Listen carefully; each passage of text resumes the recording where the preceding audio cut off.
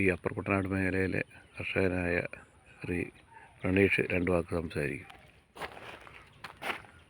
അരിയാഹാരം കഴിക്കുന്ന ഏതൊരു മനുഷ്യനും ഈ വീഡിയോ കാണാതെ പോകരുത്.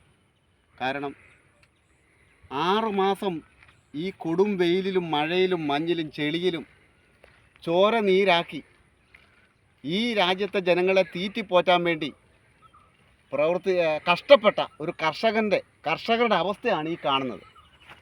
20 ദിവസം പിന്നിട്ടിരിക്കുകയാണ് ഈ നെല്ല് ഇവിടെ പാടത്ത് നിന്ന് കൊയ്ത് മഴയായപ്പോൾ ചാക്കിനകത്ത് വാരി തുന്നിക്കെട്ടി, തൊഴിലാളികളെ കൊണ്ട് തുന്നിക്കെട്ടി ഈ ബണ്ടിലെടുത്ത് ഈ റോഡിൻ്റെ അങ്ങേയറ്റം വരെ വെച്ചിരിക്കുക. പാടത്തിൻ്റെ സൈഡുകളിൽ വേറെ നെല്ല് ഇതുപോലെ തന്നെ കിടക്കുക. പകുതി ഭക്ഷിച്ചിട്ട് ബാക്കി വന്ന നെല്ലാണ് ഈ കിടക്കുന്നത്. പകുതി സംഭരിച്ചു, പകുതി ഇവിടെ കിടക്കുക. നമ്പർ 1 കേരളമെന്ന് അവകാശപ്പെടുന്ന സർക്കാർ ഭരിക്കുന്ന ഈ സംസ്ഥാനത്താണ് കർഷകന് ഇത്രമാത്രം ദുർഗതി ഉണ്ടായിട്ടുള്ളത്. ഈ സംവിധാനം അസ്തമിക്കാൻ പോവുക. കൃഷിയെന്ന് പറയുന്നത് ഈ കേരളത്തിൽ നിന്ന് അപ്പർ കുട്ടനാട്ടിലെ കേരളത്തിലെ നെൽകൃഷി അസ്തമിക്കാൻ പോകുന്നതിൻ്റെ സൂചനയാണ്. ഇത്രയും ദിവസമായിട്ടും ഈ നെല്ല് സർക്കാർ സംഭരിക്കാതെ കർഷകനെ കടക്കണിയിലേക്കും ആത്മഹത്യയിലേക്കും തള്ളിവിട്ടുകൊണ്ടിരിക്കുന്ന ഈ സമീപനം സർക്കാരുകൾ സ്വീകരിക്കുന്നു. കൃഷി തുടങ്ങിയപ്പം മുതൽ സർക്കാരുമായിട്ട് നിരന്തരം യുദ്ധം ചെയ്യേണ്ട ഒരു സാഹചര്യമാണ് കർഷകൻ ഇവിടെ നിലനിൽക്കുന്നത്. ഒരു വെള്ളം കയറി നശിക്കാൻ പോകുന്നുവെന്ന് മുൻകൂറായി സർക്കാരിനെ ബോധ്യപ്പെടുത്തിയിട്ടും തണ്ണീർമുക്കം ഷട്ടർ താഴ്ത്താതെ, തോട്ടപ്പള്ളി സ്പിൽവേ അടയ്ക്കാതെ, ഉപ്പ് കയറി ആയിരക്കണക്കിന് ഏക്കർ കൃഷിഭൂമിയാണ് നശിച്ചത്.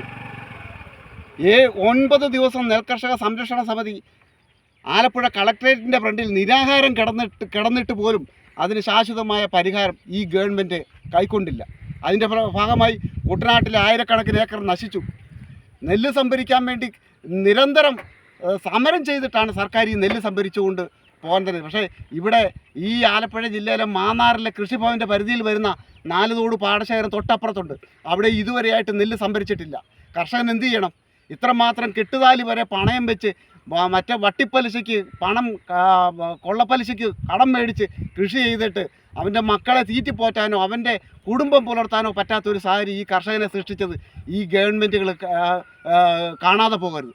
അതുകൊണ്ട് ഇനിയുള്ള കാലം കർഷകൻ സംഘടിച്ചില്ലെങ്കിൽ കർഷകൻ്റെ നിലനിൽപ്പിന് വേണ്ടി ഈ സംസ്ഥാനത്തെ ഈ രാജ്യത്തെ ജനങ്ങളെ തീറ്റിപ്പോറ്റുന്ന ജനങ്ങൾക്ക് വേണ്ടി ഈ കർഷകനോടൊപ്പം ഇവിടുത്തെ പൊതുസമൂഹം നിലകൊണ്ടില്ലെങ്കിൽ ഈ കാണുന്ന പാടശേഖരങ്ങൾ തരിച്ചു കിടക്കാൻ ഇനി അധികം കാലം വേണ്ട.